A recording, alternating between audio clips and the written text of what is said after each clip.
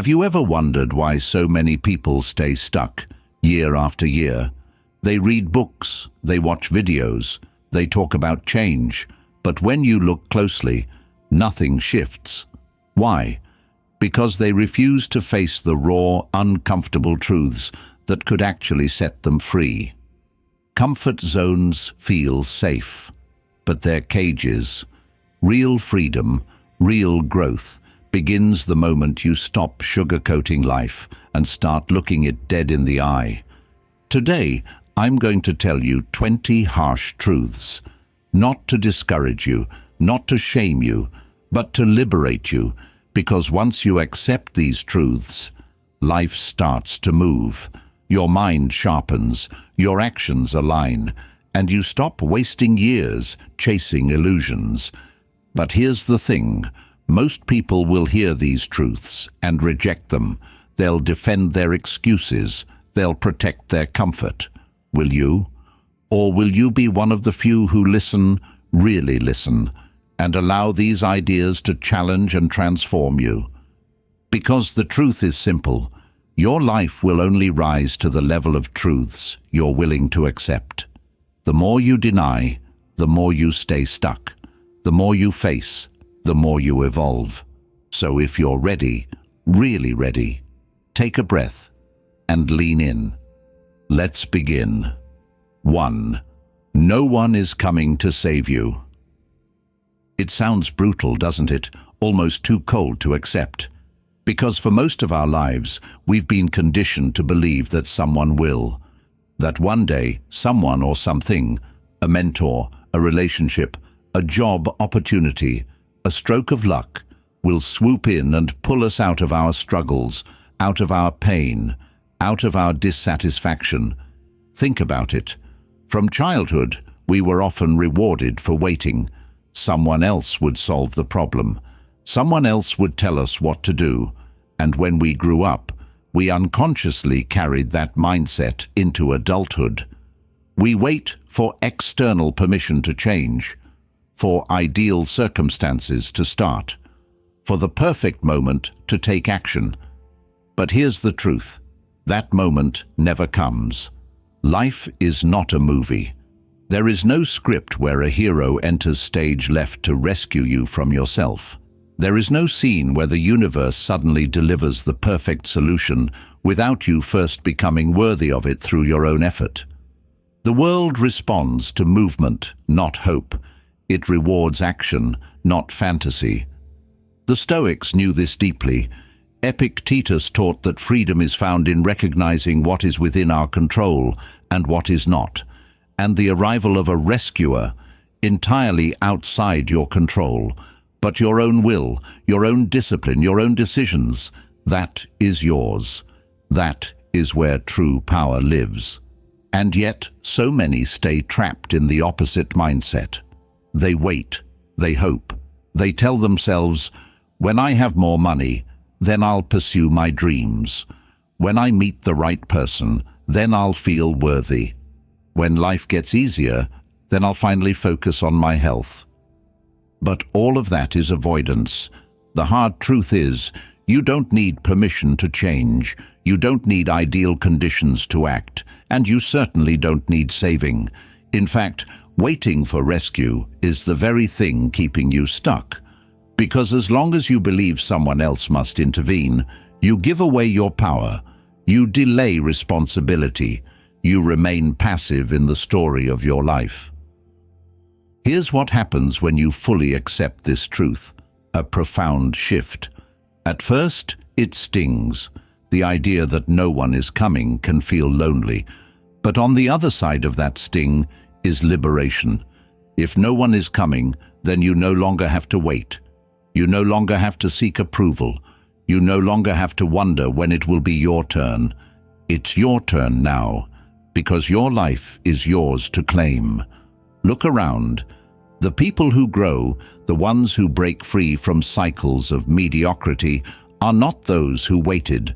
They are those who moved despite uncertainty, who took responsibility even when it felt unfair, who faced life with the mindset of, if I want a better life, I must build it, brick by brick. And this is where true Stoic resilience comes in.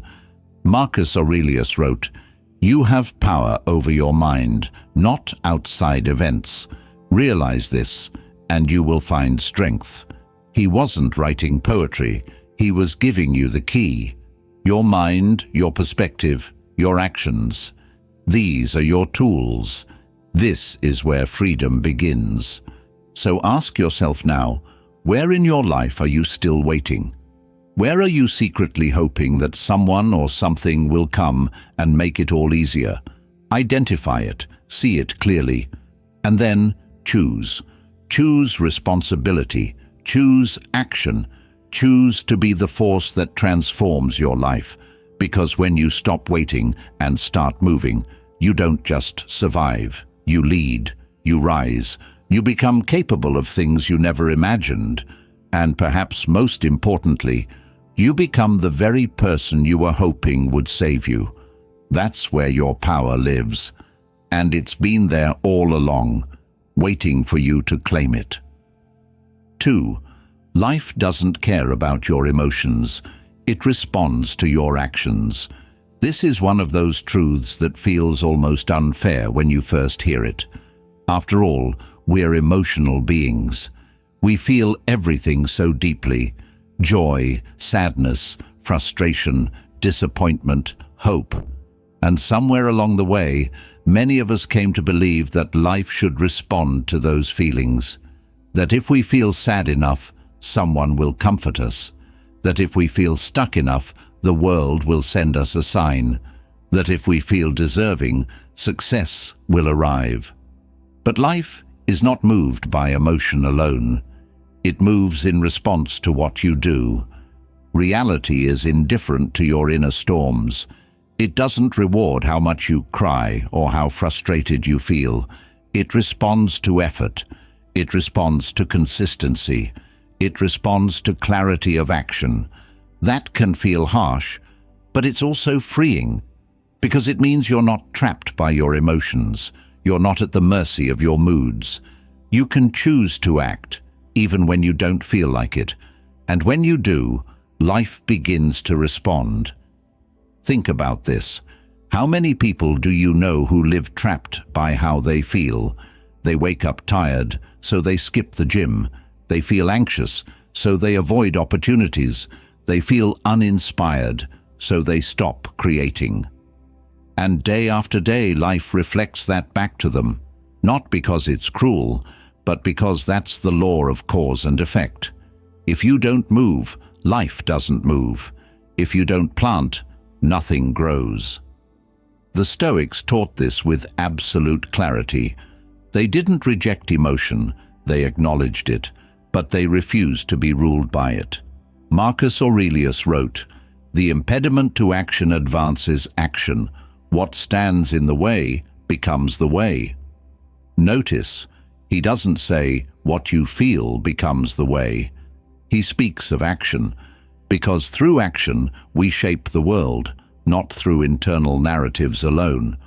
Now, this isn't to say emotions are bad. They're signals. They tell us what we value, what we fear, what needs attention. But they're not commands.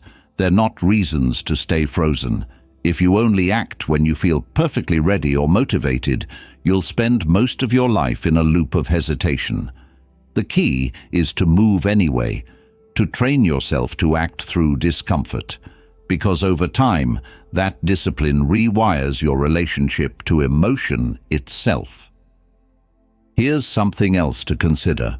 Life is constantly responding to what you teach it through your habits.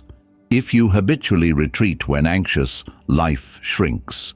If you push forward despite fear, life expands. The signals you send through action are what life echoes back, not the emotions you feel in private. And this is why Stoic discipline is so powerful. It teaches you to act with virtue and purpose, regardless of your emotional state, to show up with consistency, even when your mood wavers. And when you do this, something remarkable happens. Your emotions begin to align with your actions rather than dictate them. You start to feel more confident, more resilient, more grounded, not because life got easier, but because you became stronger. So ask yourself, where in your life are you waiting for emotion to lead? Are you waiting to feel motivated before starting that project? Are you waiting to feel ready before setting boundaries? Are you waiting to feel brave before pursuing growth? What if you flipped it? What if you chose to act first and allowed emotion to catch up later? Because here's the truth. The world isn't waiting to see how you feel. It's waiting to see what you'll do. And when you start moving, when you start planting seeds through disciplined action, life begins to move with you. Not because it cares about your emotions, but because it respects cause and effect. Act, and the world responds. Wait, and the world waits with you. The choice is always yours. 3. You're not exhausted, you're unfocused. How often do we hear this phrase? I'm so tired, I just can't seem to get anything done. And sure, sometimes that tiredness is physical. Sometimes your body does need true rest. But far more often, the exhaustion you feel isn't coming from your body. It's coming from your mind. And it's not because you've been working too hard. It's because your attention is fractured. You are spread too thin, chasing too many things at once, constantly pulled by distractions and noise. What you call exhaustion is often a symptom of a deeper disconnection from focus. You see, human beings aren't designed to live in a state of constant stimulation, and yet that's exactly what modern life demands of us. Notifications, emails, social media, endless scrolling, multitasking, all of it divides the mind. It pulls you out of presence, out of clarity, out of flow. And when your attention is scattered, your energy leaks. You feel depleted, not because you've done too much, but because you've done too little of what actually matters. The Stoics would tell us, attend to what is within your control. Be deliberate in how you live. And yet most people are anything but deliberate. They start their day reactive, reaching for their phone, checking messages, getting pulled into trivial concerns. Hours pass, but no meaningful progress is made. And by the end of the day, they feel exhausted. But it's the exhaustion of aimlessness, not of purposeful effort. True fatigue from focused work feels different. It's satisfying. When you've spent hours immersed in deep, meaningful action, writing, building, learning, creating, you may be physically tired, but mentally you feel alive, fulfilled, clear, because your attention was aligned with your values. But constant distraction creates a counterfeit fatigue. You scroll through social media for hours and feel drained. You jump between tasks all day and feel fried. And the mind begins to confuse this overstimulation with real exhaustion. You think, I must need more rest. But what you really need is stillness, focus, simplicity. Consider this. How would your life change if you protected your attention as fiercely as you protect your money or your time? If you started each day by asking, what is truly worth my focus today? If you stripped away the noise and committed to deep, undistracted work? The truth is, most of the exhaustion people feel would dissolve, because when the mind is aligned, when focus is clear, energy flows naturally. This is why Stoics practiced not only mental discipline, but environmental discipline. They were intentional about what they allowed into their space and their mind. Because they understood, what you repeatedly focus on shapes not only your results, but your inner state. So I'll ask you now, where is your attention leaking? Are you trying to do too many things at once? Are you constantly interrupting yourself with distractions? Are you consuming more than you're creating? If so, your fatigue is not a mystery. It's a consequence, and the solution isn't more caffeine or more sleep. It's clarity. It's the ruthless elimination of the trivial.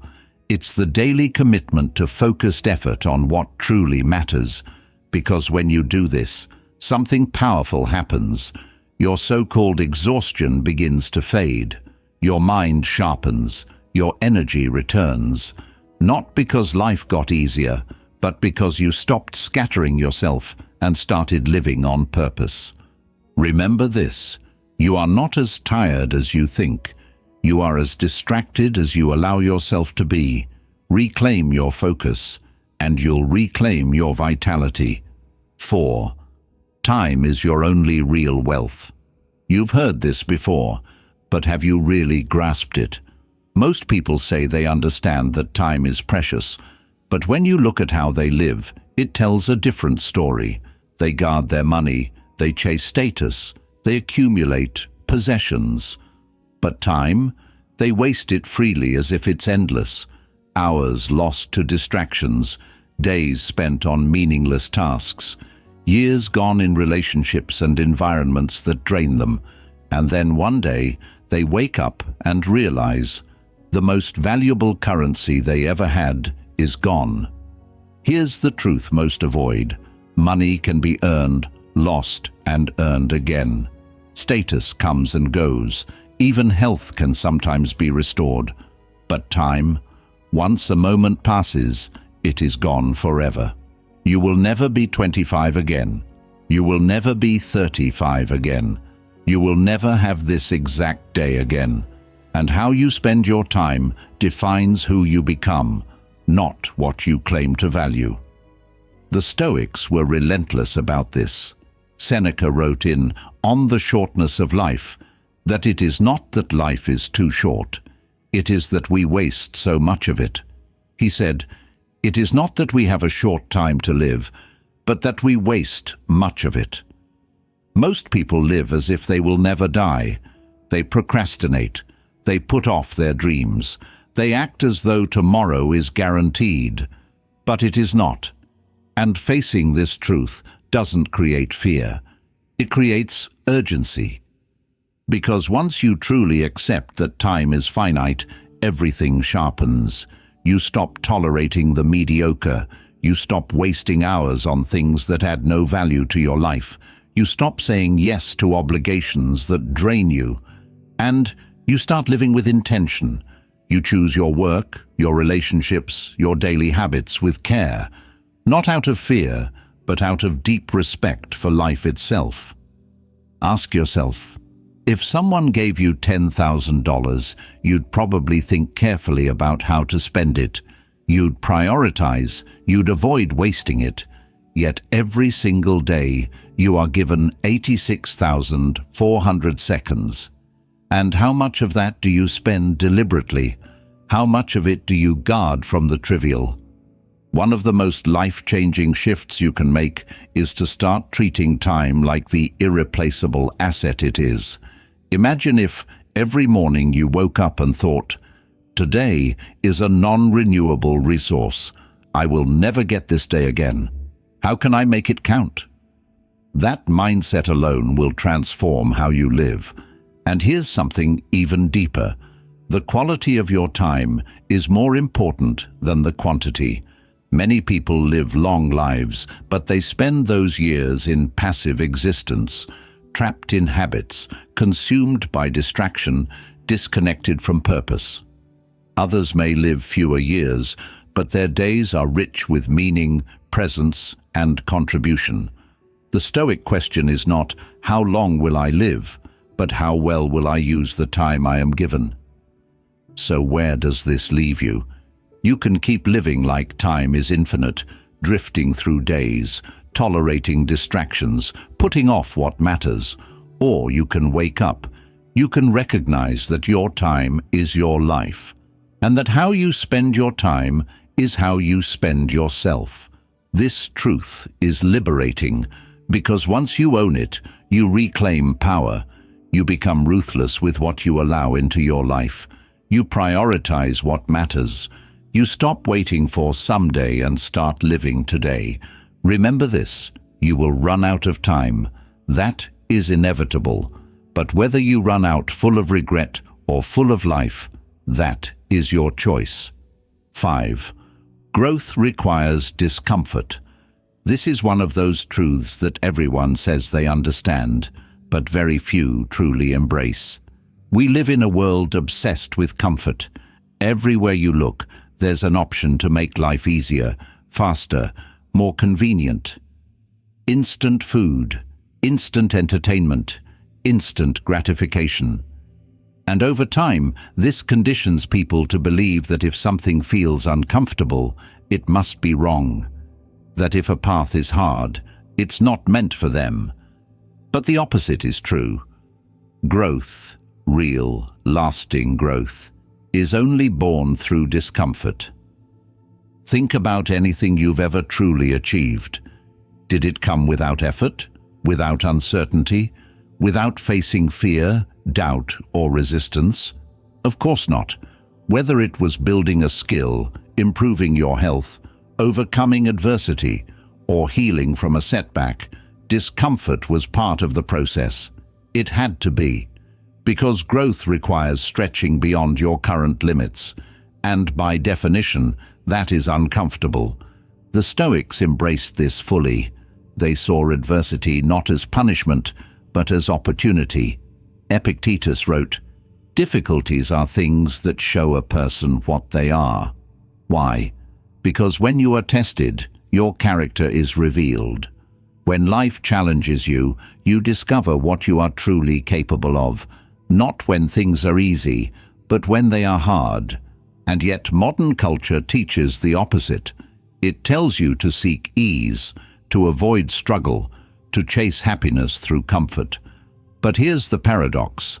The more you chase comfort, the weaker you become. And the weaker you become, the more life overwhelms you. Even small challenges feel unbearable. On the other hand, when you willingly choose discomfort, when you lean into difficult conversations, pursue challenging goals, face your fears, and build discipline, you grow stronger. You expand what you can handle. You build resilience. And that resilience gives you a deeper sense of confidence and peace than comfort ever could. Here's something to reflect on. What do most people regret later in life? It's rarely the discomfort they experienced. It's the opportunities they avoided because they were uncomfortable, the dreams they never pursued, the boundaries they never set, the truths they never spoke. All because they wanted to avoid temporary pain, and in doing so, they traded it for long-term regret. The Stoics remind us the obstacle is the way, not the thing to avoid, the thing to embrace. Because on the other side of discomfort is growth, new strength, new wisdom, new capacity. Every time you avoid discomfort, you shrink. Every time you face it, you expand. So ask yourself honestly, where are you avoiding discomfort right now? Is it a conversation you need to have? A goal you've been postponing? A truth you're afraid to face? A change you know you need to make? Here's the key. Stop waiting to feel ready. Stop waiting for the discomfort to disappear. It won't. The only way through is through. And when you move through it, when you lean into the resistance, you change. And here's the beauty. Discomfort is temporary, but growth is permanent. The pain of stepping outside your comfort zone fades, but the strength, the clarity, the confidence you gain, those stay with you. Remember this, the life you want lives on the other side of discomfort, not in avoiding it, not in wishing it away, but in facing it, one choice at a time. So choose discomfort, choose growth, choose the path that challenges you, because in doing so, you choose to become more than you are today. 6. You will outgrow people and places. It's one of the harder truths to accept, because it feels personal. you start to change, to evolve, to pursue growth. And suddenly, certain friendships feel heavier, certain environments feel suffocating, certain conversations no longer feed your mind or your spirit. And at first you might wonder, what's wrong with me? Or why do I feel disconnected from people I once loved being around? But the answer is simple, and it's not betrayal. It's evolution. As you grow, you will outgrow. That's not arrogance. It's a natural part of human development. Who you were 5 years ago is not who you are today. And if you are serious about becoming your higher self, then 5 years from now, you won't be who you are today either. And that means some relationships, some environments, will no longer align with your path. But here's where many people get stuck. They cling, out of loyalty, out of guilt, out of nostalgia. They stay in friendships that no longer serve their values. They remain in environments that drain their energy. They keep playing small to fit into the expectations of people who are no longer growing alongside them. And slowly, their growth stalls.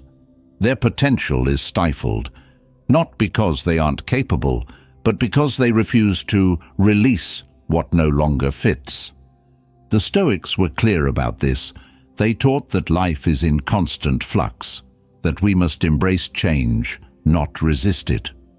Marcus Aurelius wrote, "Observe constantly that all things take place by change. To fight that change is to suffer. To flow with it is to evolve." And yet, we often romanticize the past. We tell ourselves, "I owe it to them," or "I can't leave this place. It's been part of my life for so long." But ask yourself, do you owe your future to your past? Or do you owe it to the person you are becoming? Sometimes the kindest thing you can do for yourself and for others is to let go, to allow relationships to complete their season, to honor what they gave you, but not remain out of obligation. Because when you cling to what no longer aligns with your values, you dishonor both your growth and the authenticity of the connection itself. And this applies to places too. Certain environments feed your spirit, others shrink it. You must be ruthless in choosing where you spend your time, because your surroundings shape your mindset, your habits, your energy. If you stay too long in an environment that no longer fits your evolution, it will start to pull you backward. Here's what I want you to remember. Outgrowing is not abandonment. It's not betrayal. It's life. It's growth. And it's necessary if you are to honor your potential.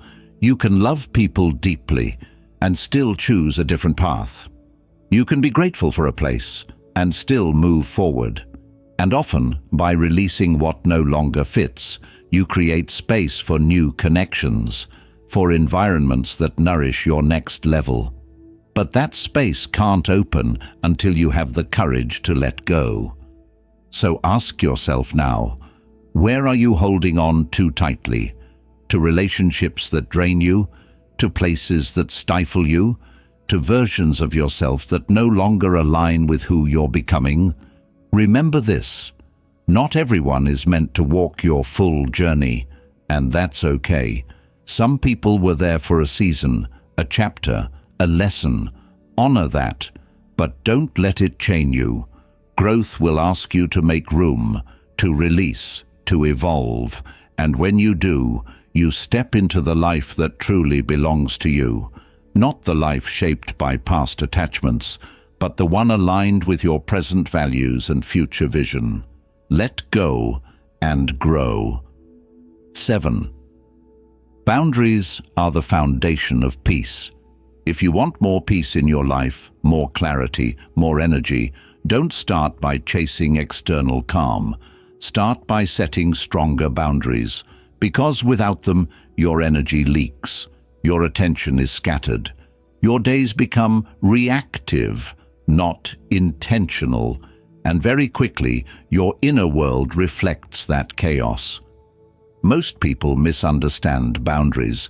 They think of them as walls, as harsh or selfish acts. But in truth, boundaries are the opposite of selfish. They are acts of clarity, of respect, both for yourself and for others. When you set clear boundaries, you teach the world how to engage with you. You define what you will allow, what you will not tolerate, and where your time and energy will go. Without boundaries, life becomes a constant negotiation. You find yourself saying yes when you mean no. You tolerate behaviors that drain you. You engage in conversations that steal your focus. And over time, resentment builds. Not because life is unfair, but because you haven't honored your own limits. The Stoics understood this deeply. Epictetus taught, "Keep your will in harmony with nature." And part of that harmony is knowing what aligns with your nature and what violates it. Boundaries are the practical expression of this wisdom. They are how you live your values, not just speak them. Think about your own life. How many times have you felt overwhelmed? Not because you were doing too much, but because you were doing too much of what didn't truly matter to you.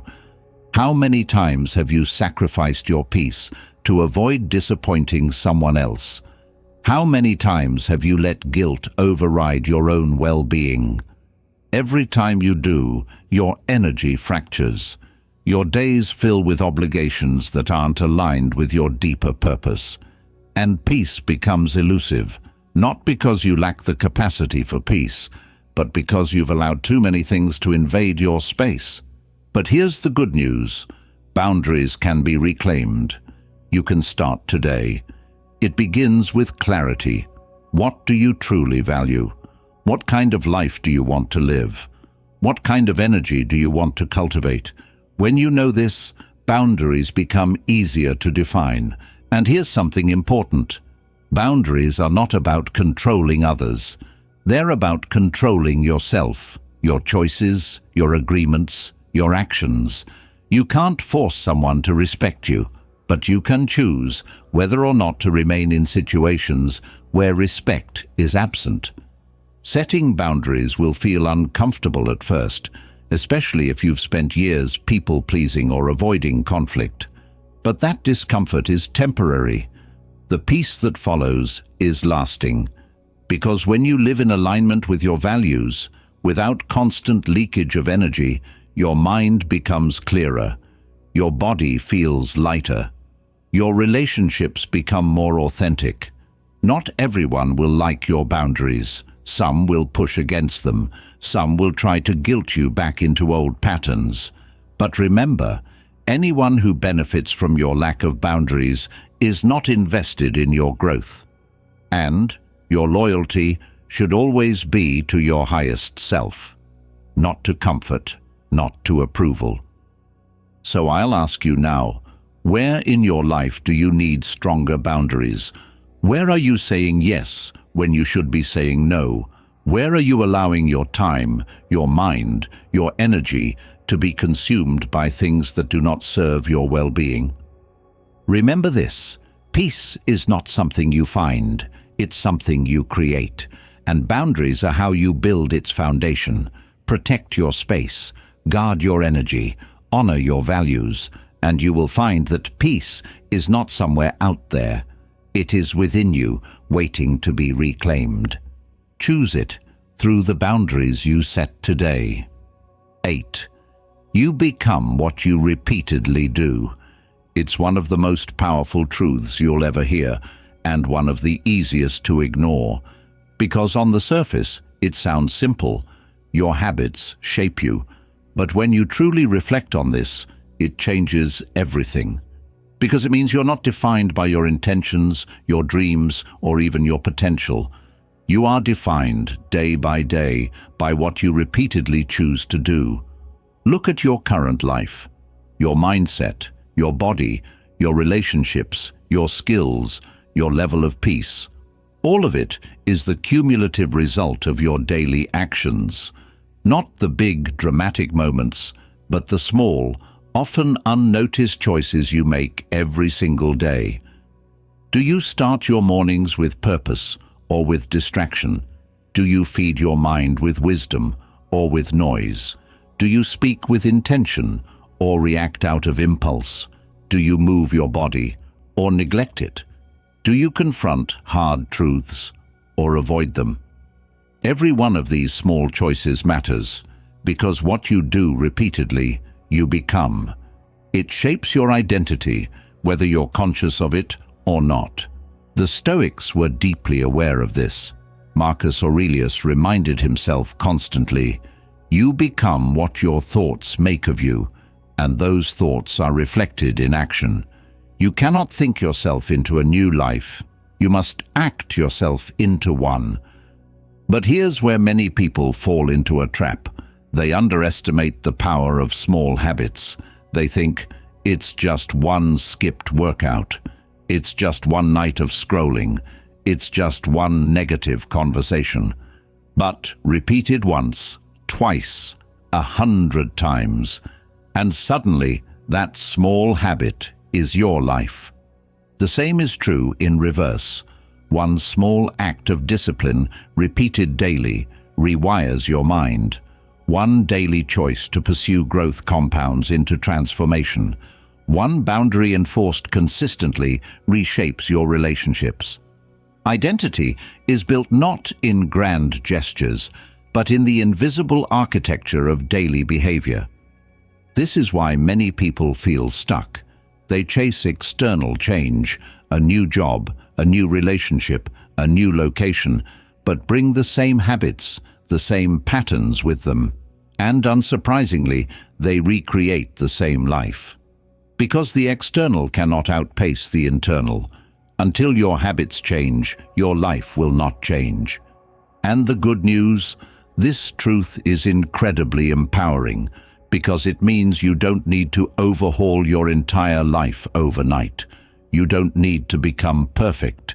You simply need to start acting in alignment with the person you want to become. One choice at a time. Want to be more disciplined? Start by keeping one small promise to yourself each day.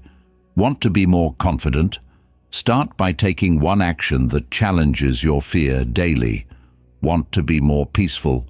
Start by practicing one moment of presence daily. Over time, repetition builds identity. The more you act like the person you wish to become, the more you become that person. It's not magic, it's alignment. So ask yourself now, what are you currently becoming? If someone observed your habits, your routines, your speech, your focus, what would they predict about your future? Would they see alignment with your highest values? Or would they see drift, distraction, and avoidance? And if the answer isn't what you want, good. That awareness is power, because from this moment forward, you can choose differently. You can design your habits to reflect your values, not your impulses. You can become intentional, not accidental. Remember this, you are not your potential. You are not your intentions. You are what you repeatedly do. Choose wisely, because your future is being written in your daily actions. 9. Most people don't care, and that's your freedom. It's a liberating truth once you fully accept it. Most people are not thinking about you as much as you think they are. They're not obsessing over your mistakes. They're not replaying your awkward moments. They're not analyzing your every move. Why? Because they're consumed with their own lives, their own worries, insecurities, and struggles. And yet, so many of us live trapped by the illusion of constant judgment. We hesitate to speak up in a meeting because we fear what others might think. We avoid pursuing a passion because we're worried someone will criticize. We wear masks to fit in, sacrificing authenticity for approval that was never being withheld in the first place. But here's the truth. Most people aren't watching you closely enough to care, and the few who do, their opinions change like the wind, fleeting, inconsistent, based more on their own inner state than on any objective truth about you. The Stoics taught this with clarity. Marcus Aurelius reminded himself, "You have power over your mind, not outside events. Realize this, and you will find strength. The opinions of others? Outside your control. The narrative you hold in your own mind? Entirely within your control." But modern life reinforces the opposite. Social media thrives on perceived judgment. Likes, comments, algorithms, all designed to keep you hyper-aware of how others are responding to you. And over time, this conditions the mind to seek validation and avoid risk. You begin to live for optics instead of substance. Here's what happens when you release this illusion. You reclaim energy. You reclaim courage. You give yourself permission to act, to try, to fail, to learn, without the constant weight of imagined judgment. You move through life lighter, freer, bolder. Because when you truly understand that most people are focused on themselves, you stop living for their approval. You stop diluting your expression to fit expectations that probably don't even exist. You stop postponing your dreams, waiting for the perfect audience or the right applause. And ironically, this is when people start to notice. When you stop trying to be noticed. Authenticity is magnetic, but it's born in self-trust, not in public validation. Think about this. How many opportunities have you avoided out of fear of judgment? How many conversations have you silenced? How many dreams have you shelved? And what has that cost you in growth, in fulfillment, in peace? Now, imagine this instead. You act boldly, not recklessly, grounded in your values, aligned with your truth. You take risks, not because you're fearless, but because you know the only thing holding you back was imagined perception. You move through life with the quiet confidence that comes from knowing. Most people are too focused on their own journey to fixate on yours. This isn't permission to be careless, it's an invitation to be courageous, to live aligned with your highest self, not with the shifting opinions of others, to prioritize growth over approval, and if criticism does come, so what? As Epictetus said, "If evil be said of thee and it be true, correct thyself. If it be a lie, laugh at it." You are not here to manage every perception.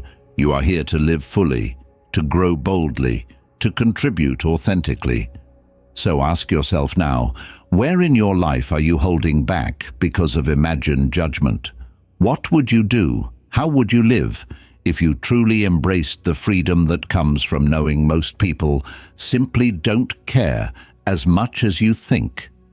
Remember this, the cage is imagined, the key is in your hands. Use it and set yourself free. 10. What you consume shapes what you think. Most people underestimate just how deeply they are shaped by what they take in, every day, every hour. And I'm not just talking about food, though that matters too. I'm talking about everything, the books you read, the videos you watch, the conversations you engage in, the social media you scroll through, even the background noise you allow into your space. All of it programs your mind. All of it influences your thoughts, your emotions, your beliefs, often in ways you're not consciously aware of. You see, the human brain is remarkably adaptive. It mirrors what it's exposed to. Just as your body reflects the quality of the food you eat, your mind reflects the quality of what you consume mentally and emotionally. And this is why so many people today feel anxious, distracted, restless. It's not simply because life is more stressful, it's because they are constantly feeding their minds a diet of low-quality, hyper-stimulating, and often toxic input. Endless streams of outrage, negativity, gossip, comparison, superficial entertainment. You can't expect to feel grounded, focused, and wise if you are constantly absorbing content that promotes the opposite. You can't expect clarity if your mind is overloaded with noise. Garbage in, garbage out. It's that simple. The Stoics understood this deeply. They were deliberate about what they allowed into their consciousness. Marcus Aurelius wrote, "The things you think about determine the quality of your mind. Your soul takes on the color of your thoughts." In other words, you become what you dwell on, and what you dwell on is largely determined by what you consume. Look around at your life. What fills your mental diet? Are you regularly reading works that challenge and expand your thinking? Are you engaging in conversations that elevate you? Are you consuming media that deepens your understanding of the world, or that simply distracts and drains you? This is not about moral superiority, it's about mental hygiene. Just as you wouldn't eat junk food every day and expect to feel physically strong, you can't feed your mind junk and expect to think clearly or live wisely. And here's something else. Consumption is not neutral. Everything you take in either strengthens your mind or weakens it. It either brings you closer to the person you want to become or pulls you further away. There is no neutral input. This is why a disciplined media diet is one of the most powerful forms of self-respect. It's not about avoiding reality. It's about choosing what deserves space in your consciousness. It's about filtering ruthlessly, guarding your mental environment with the same care you would give to your physical environment. Imagine this. If your mind were a garden, what are you planting in it daily? Seeds of wisdom, curiosity, courage, or weeds of fear, comparison, distraction? The harvest you reap tomorrow depends on what you plant today. So I'll challenge you now, audit your inputs. Look at what you consume, not occasionally, but repeatedly, and ask, is this helping me become wiser, stronger, more peaceful? Or is it feeding anxiety, distraction, and small thinking? And remember, you have more control than you think. You can choose to curate your environment. You can choose to limit what drains you and increase what nourishes you. You can design a mental diet that supports your highest values. Because in the end, what you consume shapes what you think, and what you think shapes who you become. Choose your inputs. Choose your future. 11. Discipline will take you where motivation can't. Here's a common trap that keeps people stuck. They believe they need to feel motivated in order to act. They wait for inspiration. They chase the perfect mood. They tell themselves, when I feel ready, then I'll start. But the truth is, motivation is fleeting. It's a spark, not a fuel source. If you rely on it, you'll remain inconsistent, because no one, not even the most successful people you admire, feels motivated all the time. What separates those who build an extraordinary life from those who merely dream about it isn't motivation. It's discipline. It's the ability to show up consistently, especially when you don't feel like it. To do the work when no one is watching. To honor your commitments on the hard days, not just the easy ones. The Stoics understood this well. They didn't glamorize passion or hype. They valued steadiness. Seneca wrote, "We suffer more in imagination than in reality," meaning the mental resistance to action is often greater than the action itself. The antidote? Discipline, taking the next right step, regardless of how you feel. Now let's be clear, this isn't about becoming robotic or denying your emotions. It's about mastering your relationship with them. It's about recognizing that feelings are visitors. They ebb and flow. But discipline is a choice you can make again and again, regardless of what mood shows up that day. Think about any area of your life where you've made real progress. Did it happen because you were constantly motivated, or because even on the off days you kept moving forward? The writer who finishes a book didn't do it because they were inspired every morning. They did it because they wrote, even when the words came slowly. The athlete who transforms their body didn't do it because they loved every workout.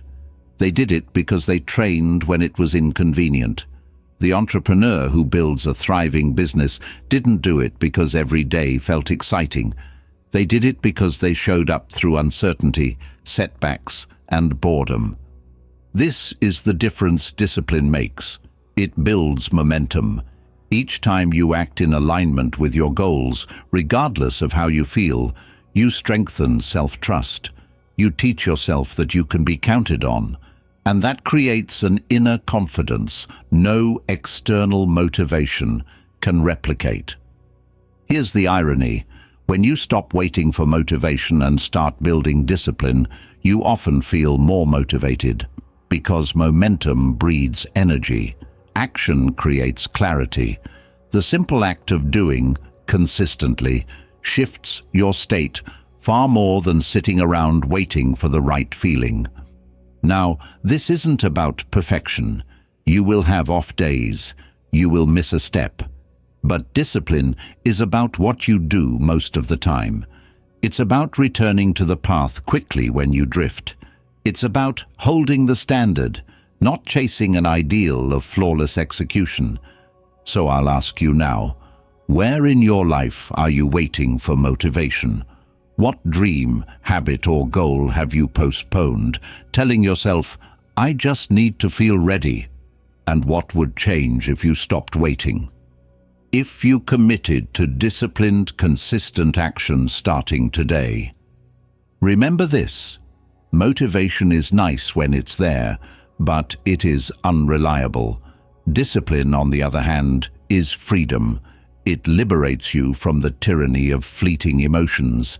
It empowers you to create a life of substance and integrity. So choose discipline. Build it, one small act at a time, and watch how far it takes you, far beyond what motivation alone ever could. 12. You don't have to control everything to be at peace.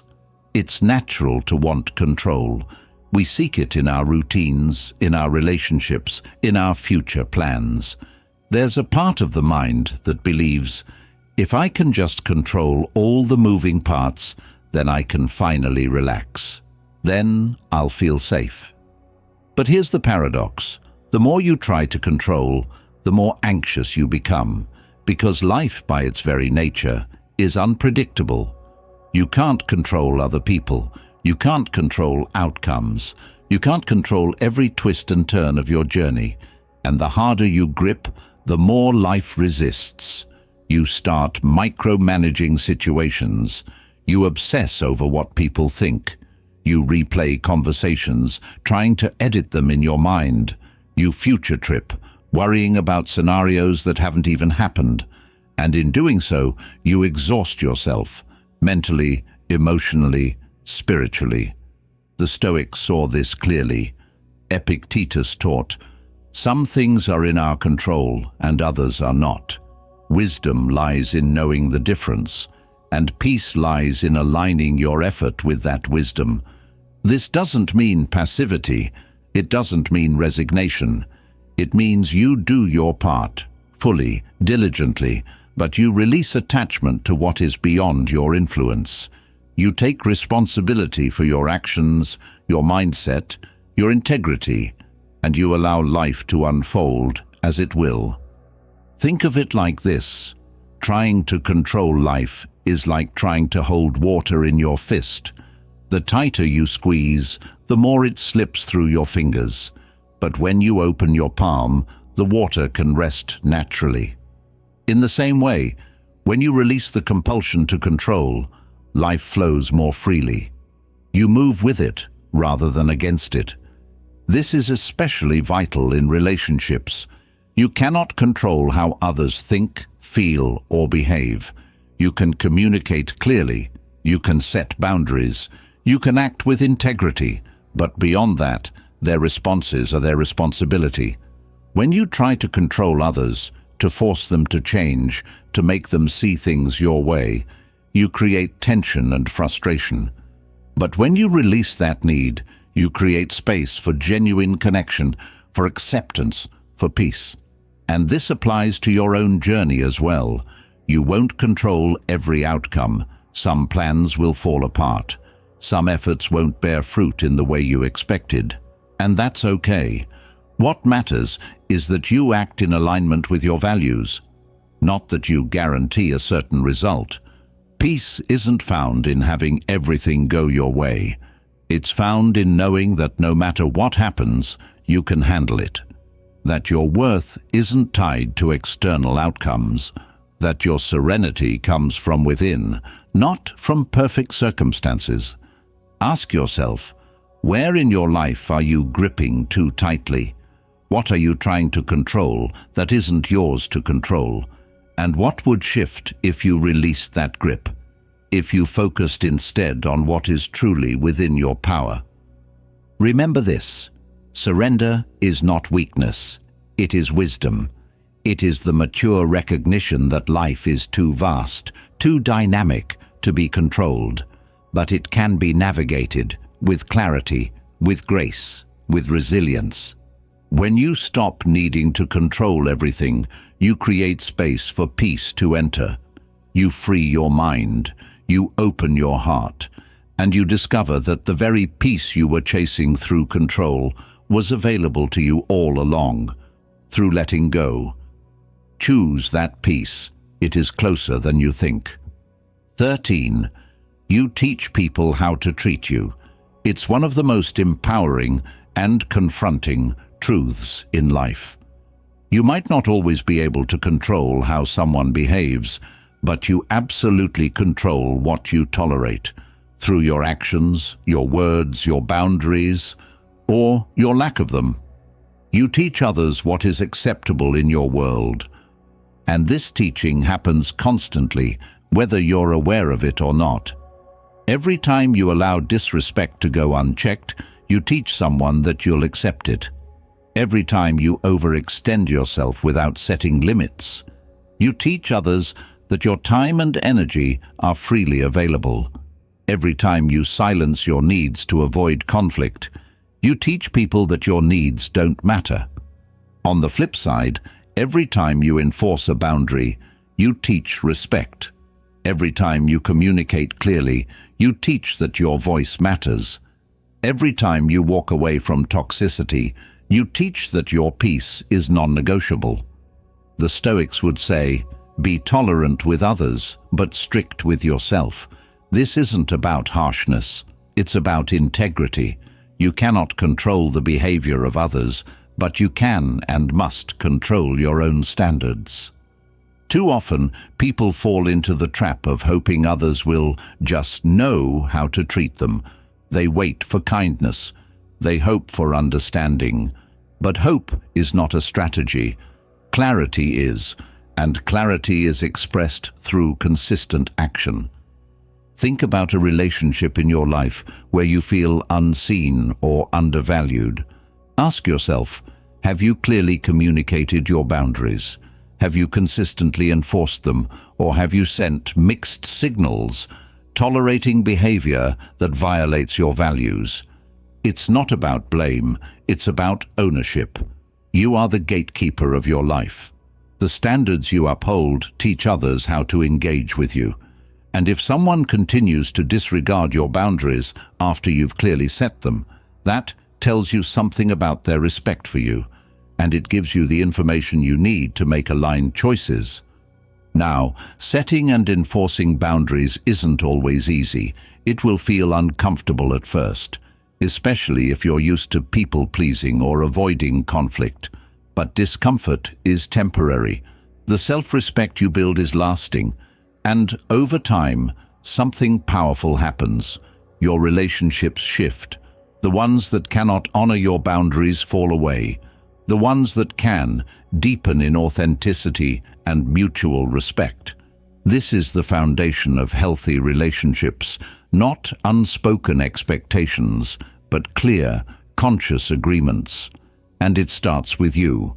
When you respect yourself enough to uphold your boundaries, you invite others to do the same. You model self-worth. You embody integrity.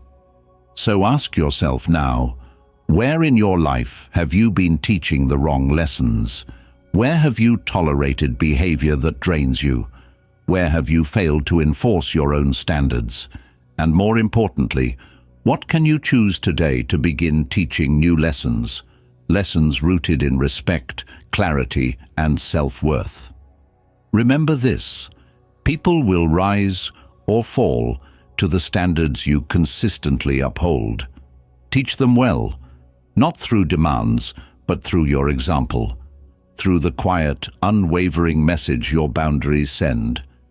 This is how I honor myself, and I expect nothing less from those around me. Choose that level of self-respect, teach it, and watch how your life transforms. 14. Most advice reflects the speaker, not the truth. In a world overflowing with opinions, books, podcasts, social media, endless voices telling you what to do and how to live, it's easy to forget one essential truth. Most advice says more about the person giving it than it does about universal truth. People speak from their own lens, shaped by their upbringing, their wounds, their beliefs, their limitations, their values, their fears. They project what worked for them, or what they think would work for them, or sometimes what they wish they had the courage to do themselves. And if you absorb advice without discernment, you risk living a life that isn't truly yours. The Stoics were clear on this. Epictetus taught, "Know first who you are, and then adorn yourself accordingly." In other words, cultivate self-knowledge before adopting the opinions of others. Without this grounding, you become easily swayed, chasing conflicting advice, constantly doubting yourself, losing touch with your inner compass. And this is everywhere today. One person says, "Quit your job and follow your passion." Another says, "Stay practical and play it safe." One says, "Discipline is everything." Another says, "Flow with life and surrender." Who is right? It depends on who they are, where they are in life, and what they value. This doesn't mean advice is useless. On the contrary, wisdom often comes from learning from others. But it requires discernment. You must filter advice through the lens of your own values, your current season of life, your unique path. What works for someone else, even if they're wildly successful, might be completely misaligned for you. Here's where people get stuck. They assume that because someone speaks with confidence, their advice must be truth, or because someone is accomplished in one area, their views must be applicable in all areas. But confidence is not wisdom. Success in one domain does not equal mastery in all domains. And sometimes advice is projection in disguise. A person who gave up on their dreams may urge you to be realistic, not because it's best for you, but because it soothes their own regret. Someone who thrives on risk might push you toward recklessness, not because it aligns with your values, but because it validates their own identity. This is why self-knowledge is your greatest filter. The more you know who you are, your core values, your vision, your priorities, the easier it is to discern which advice resonates and which doesn't. You no longer take every opinion as gospel. You listen openly, but selectively. You remain curious, but grounded. And this also invites humility. Just as others speak from their lens, so do you. Your truth is not the truth. It's your truth. And the more you recognize this, the more open you become to dialogue, to growth, to learning, without the need to impose or defend. So ask yourself, what advice have you been absorbing without reflection? Are you living choices that truly align with your values, or that reflect someone else's expectations or worldview? Where might you need to return to your own clarity rather than outsourcing your decisions to external voices? Remember this: most advice reflects the speaker more than the truth. Filter wisely, ground yourself deeply, and live from your own alignment, not from borrowed beliefs. Because in the end, your life is yours alone. Choose to shape it consciously. 15. Overthinking is a form of self-sabotage.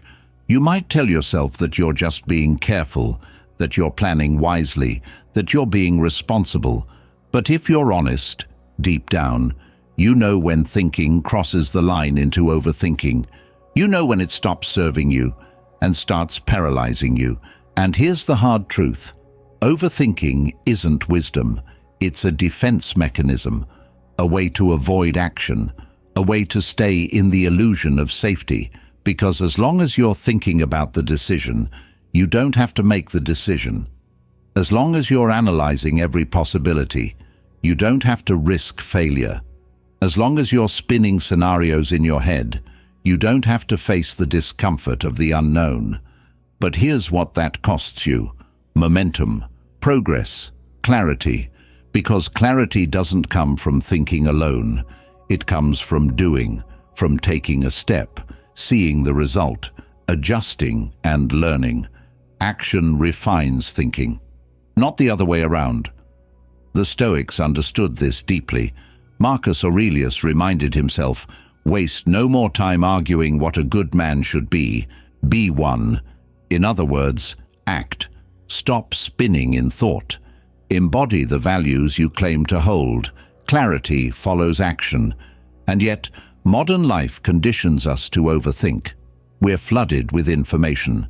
Every choice feels weighty. We fear making the wrong move, so we endlessly research, analyze, compare, hesitate. But life isn't lived in theory. It's lived in motion. And here's something few people realize: overthinking often disguises deeper fears: fear of judgment, fear of imperfection, fear of loss. The mind convinces you that more thinking will bring certainty. But the truth is, certainty is rare, and waiting for it guarantees stagnation. Think about a time when you finally acted after weeks or months of overthinking. How often did the experience turn out different, often easier, clearer, more manageable than you had imagined? The mind amplifies fears that action often dissolves, and overthinking also erodes confidence. The longer you stay in analysis mode, the more doubt grows. You start questioning yourself. Your self-trust weakens, and ironically, the very thing you hope to achieve, a wise decision, becomes harder to reach. So what's the antidote? Action. Imperfect, courageous, informed action. You don't need to have it all figured out to begin. You need to begin to figure it out. Each step teaches you more than endless theorizing ever could. Here's a mindset shift. Instead of asking, "How can I be sure this is the right move?" ask, "What is the next best step I can take with what I know now?" And then take it, evaluate, adjust, move again. This is not recklessness, it's wisdom in motion, because life rewards those who are willing to engage with it directly, not just think about it from the sidelines. So I'll ask you now, where are you stuck in overthinking? What decision, action, or conversation have you been postponing, telling yourself you just need a little more time to figure it out? And what would shift if you chose action instead? Remember this: overthinking is a form of self-sabotage. It convinces you that you're being productive when you're actually avoiding life. Choose action. Choose momentum. Choose to live, not just to think about living. Your clarity, your confidence, your growth, they're waiting for you on the other side of motion. Step into it. 16. You can't heal where you were hurt. It's a difficult truth, but one that liberates the moment you truly accept it. Sometimes healing requires leaving, not because you're weak, not because you're running away, but because some environments, relationships, and patterns are so deeply tied to the pain you carry that staying in them only keeps the wound alive. Here's what happens when you remain in the same place, physical or emotional, where the hurt occurred. Your nervous system is constantly reminded of it. The sights, the sounds, the dynamics, even subtle cues, they all reinforce the story of the wound. You might tell yourself, "I can handle it," or "I'm stronger now." But if the environment still triggers the same emotional responses, it makes true healing nearly impossible. The Stoics understood this in their own way. They taught that while external events are beyond your control, you must be wise about what you expose yourself to. You wouldn't knowingly walk through fire expecting not to be burned.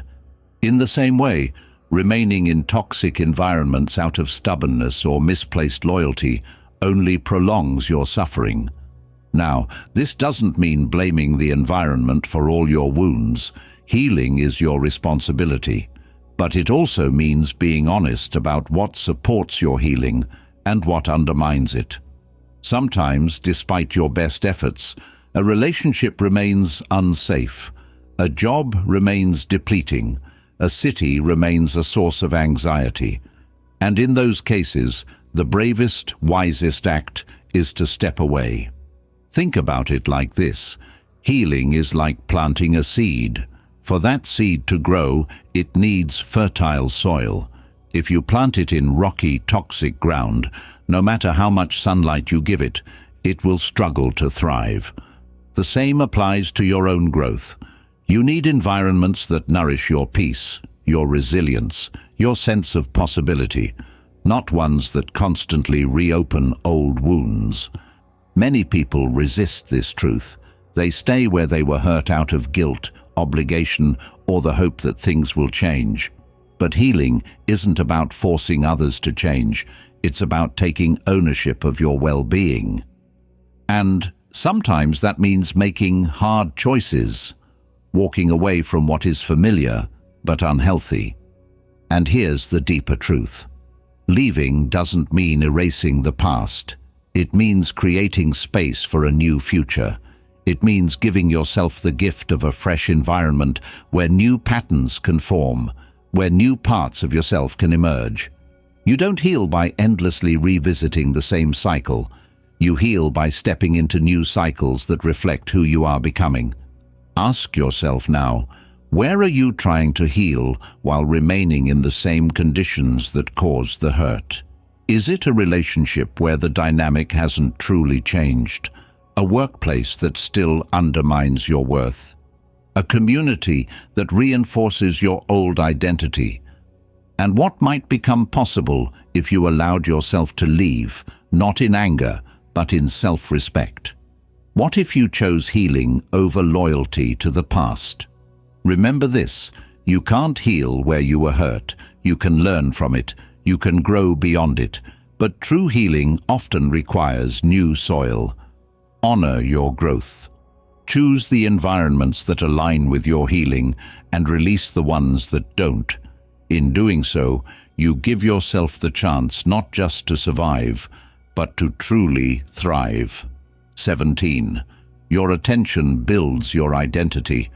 Most people don't realize just how powerful and how precious their attention truly is. In fact, it might be your most valuable resource. Why? Because what you consistently focus on shapes how you think, what you believe, how you feel, and ultimately, who you become. Your attention is like sunlight to a plant. Whatever you shine it on, whatever you repeatedly give your mental and emotional energy to, grows. And over time, that growth defines your identity. Focus on fear long enough, and you become anxious. Focus on resentment long enough, and you become bitter. Focus on growth and discipline, and you become resilient. Focus on gratitude, and you become peaceful. This is why the Stoics placed such emphasis on directing the mind. Marcus Aurelius wrote, "The soul becomes dyed with the color of its thoughts." He understood that what you habitually dwell on, you eventually embody. It becomes your nature. And yet in modern life, attention is constantly under siege. The digital world profits from capturing and hijacking your focus. Algorithms engineered to keep you scrolling, headlines designed to provoke outrage, endless notifications pulling your mind in 100 directions. And if you're not deliberate, your attention is fragmented, scattered across trivial things that do nothing to serve your growth or well-being. The result? You feel disconnected, anxious, reactive, not because life is inherently chaotic, but because your mind has been trained to dwell in chaos. But here's the liberating truth. You can reclaim your attention. You can choose what you focus on. And in doing so, you can consciously build the identity you desire. It starts with awareness. Ask yourself, where is my attention going day to day? What am I feeding my mind? What conversations am I engaging in? What content am I consuming? What inner dialogues am I rehearsing? If the answers reveal a focus on negativity, fear, distraction, it's no mystery why you feel stuck. But the good news is, you can shift this. You can train your attention toward what serves you through intentional practice. This might mean beginning your day with reflection or journaling rather than diving into a screen. It might mean curating your environment, removing toxic inputs and surrounding yourself with wisdom and inspiration. It might mean setting boundaries around how much attention you give to drama, gossip, or mindless noise. Because here's the key. Identity isn't static. It's dynamic. It's built moment by moment by what you choose to attend to. Want to become more disciplined? Focus on habits of discipline. Want to become more courageous? Focus on examples of courage. Want to become more grateful? Focus daily on what you appreciate. Over time, these repeated attentions reshape your mind, and by extension, your life. And remember, where your attention goes, your energy follows. If you constantly focus on what's missing, you feel lack. If you focus on what you can control, you feel empowered. If you focus on opportunity, you feel motivated. So I'll ask you now, are you using your attention to build the identity you desire, or are you unintentionally reinforcing the very patterns you want to escape? Reclaim your focus. Direct it with intention, because what you feed grows, and your future self is being built by what you focus on today. Choose wisely. You are shaping who you are with every moment of attention you spend. 18. Confidence comes from consistency, not comfort. So many people chase confidence. They want to feel bold, assured, unstoppable. They think if they can just feel more confident, they'll finally take the big leap, pursue the dream, speak their truth. But here's what they miss.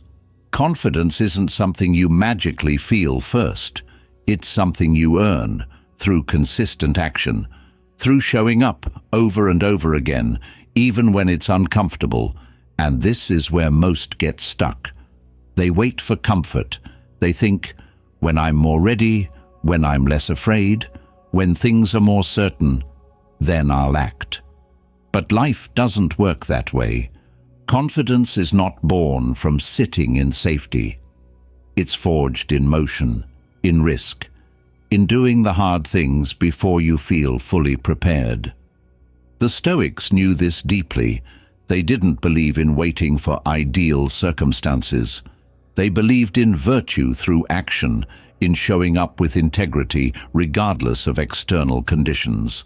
Marcus Aurelius wrote, "You have power over your mind, not outside events. Realize this, and you will find strength." In other words, stop waiting for external certainty or internal comfort. Build strength through what you choose to do. And here's the key: confidence compounds. Every time you keep a promise to yourself, even a small one, you send a signal to your mind. I can trust myself. Every time you do what you said you would do, even when it's hard, you reinforce that trust. And over time, this self-trust becomes unshakable confidence. Not arrogance, not bravado, but deep inner knowing. I can handle what comes. I can rely on myself. Now contrast this with the comfort trap. The more you avoid discomfort, the more fragile your self-trust becomes. You subconsciously teach yourself, when things get hard, I pull back. And the more you do this, the more your confidence erodes. Because confidence cannot coexist with chronic self-betrayal. This is why discipline is so powerful, not because it's glamorous, but because it builds trust. Every time you wake up and do the work, even when you'd rather stay comfortable, you strengthen your identity as someone who follows through. Every time you lean into the hard conversation, the challenging workout, the focused project, you expand your capacity. And that capacity is what confidence truly is, not feeling fearless, but knowing you can act in the face of fear, not needing certainty, but trusting your ability to navigate uncertainty. So if you want more confidence, stop chasing it through comfort. Stop waiting to feel ready. Start acting with consistency. Show up for your habits. Honor your word. Move toward growth, not away from it. And here's something powerful. The very act of choosing discomfort, of stretching your limits, begins to shift how you see yourself. You no longer identify as someone who hesitates. You see yourself as someone who acts, someone who is resilient, someone who builds rather than avoids. Ask yourself now, where have you been waiting for confidence before taking action?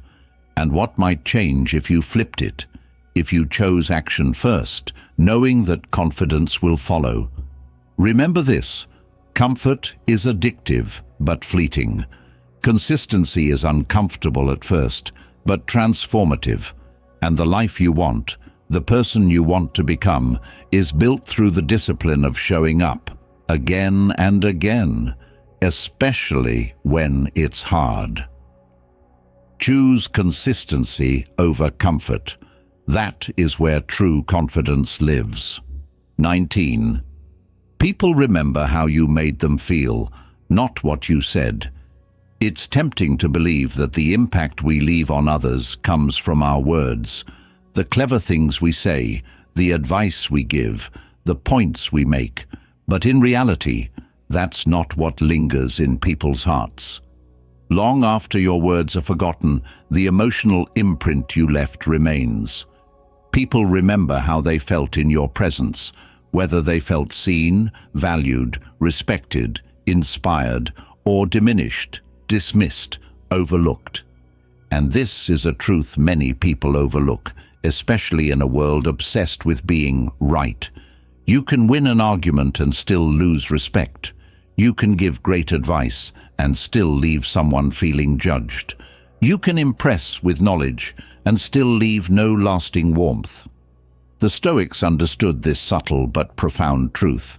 They didn't seek to dominate others intellectually. They sought to live with integrity and to treat others with virtue. Epictetus taught, "Be tolerant with others, strict with yourself." Meaning, hold yourself to the highest standards of character, but approach others with kindness, patience, and understanding. Because here's what matters: how you carry yourself in moments of tension, how you listen when someone is struggling, how you show up when no recognition is guaranteed. In those moments, the emotional tone you set leaves a deeper mark than any polished phrase ever could. Think about your own life. Who are the people who left a lasting impression on you? Chances are it wasn't because of some perfect sentence they spoke. It was because of how they made you feel. safe, empowered, understood, encouraged. And the same is true for how others will remember you. You don't need to be the smartest in the room. You don't need to impress everyone with your knowledge. But if you can be the person who brings calm to chaos, hope to discouragement, clarity to confusion, that is a legacy far more valuable than being right. Now, this requires mindfulness. In a fast world, it's easy to default to reactivity, to interrupt, to advise too quickly, to seek validation by proving your point. But presence is more powerful than performance. When you slow down, when you truly listen, when you engage with genuine curiosity and respect, you create an atmosphere where others feel valued. And this isn't about being overly agreeable or false. It's about integrity, about aligning your actions with the values you wish to embody, about remembering that how you make others feel is an extension of who you are becoming. So ask yourself, how do people feel after interacting with you?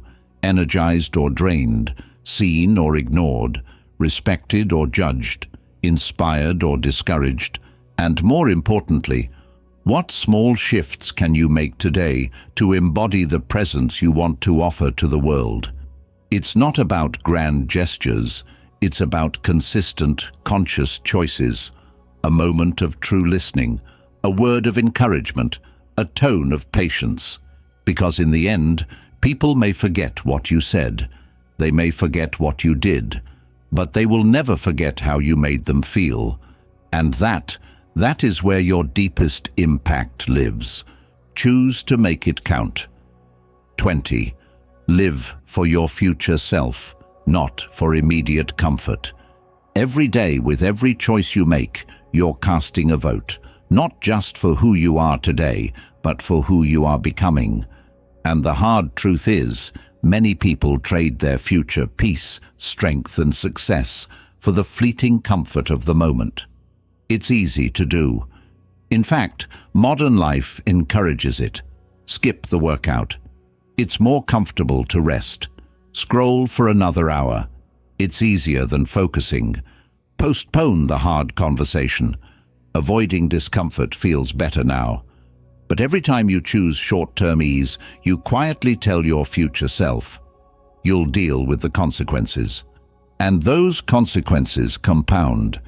The health you neglect today becomes the struggle of tomorrow. The boundaries you avoid setting now become the resentment you carry later. The dreams you delay become regrets. The Stoics taught us to think long-term, not in fear, but in wisdom. Marcus Aurelius wrote, "Do not waste what remains of your life in speculating about others. Instead, be concerned only with how you may best use the present to shape the future." In other words, live each day as an act of preparation, of alignment with the person you wish to become.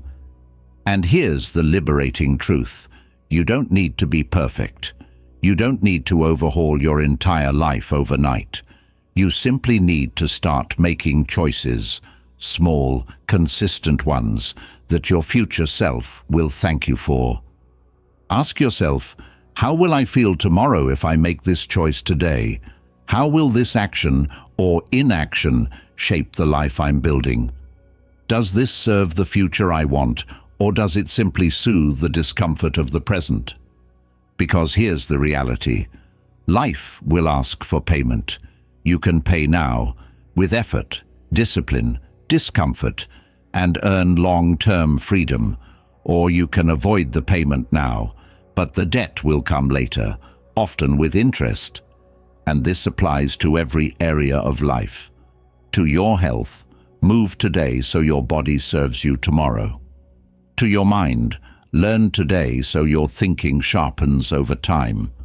To your relationships, invest today so trust and depth can grow.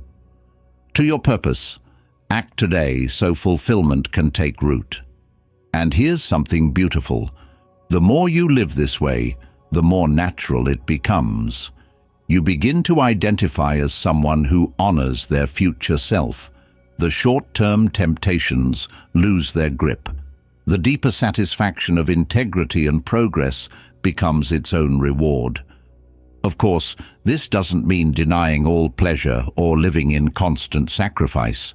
It means discerning what is true nourishment versus what is cheap escape. It means asking, will this choice move me toward the life I want, or away from it? So I'll ask you now, what is one area where you've been prioritizing immediate comfort over long-term growth? And what is one choice you can make today, however small, to shift that pattern? Because in the end, your future self will live with the results of today's decisions. You can choose to make those results a source of pride, not regret. Live today for who you want to become. Choose discipline over ease. Choose alignment over avoidance. Choose the life that 1 year from now, 5 years from now, will make you pause and say, I'm grateful for who I chose to be. That is the path of wisdom. That is the path of true freedom. So now you've heard them, 20 harsh truths. Some of them might have felt uncomfortable. Some might have resonated deeply. Others might challenge the way you've been living. And that's exactly the point. Because truth, when it's real, doesn't coddle you. It calls you higher. It strips away illusions. It confronts you with what you need to face, not what you wish were true. And when you have the courage to accept these truths, something shifts. You stop waiting. You stop blaming. You stop postponing the life you know you're capable of living. And here's what I want you to remember. Knowing these truths isn't enough. Plenty of people hear wisdom and do nothing with it. The ones who change, the ones who rise, are the ones who act, who take these truths and let them shape their daily decisions, who live them, not just admire them. So today, as you walk back into your life, ask yourself, what am I going to do differently? What will you release? What will you choose? What will you build? Because in the end, no one is coming to save you. Life won't wait for your motivation. Time is slipping by, one moment at a time. But you are here. You are capable. You are ready. Lean into these truths. Let them sharpen you. Let them guide your next step. And as you do, you'll find something powerful. Freedom. Not the shallow freedom of avoiding discomfort, but the deep, unshakable freedom that comes from living with clarity, with discipline, with purpose. And if you found value in this episode, if it stirred something in you, I invite you to stay connected. Subscribe, share this with someone who needs it, and keep returning to the path.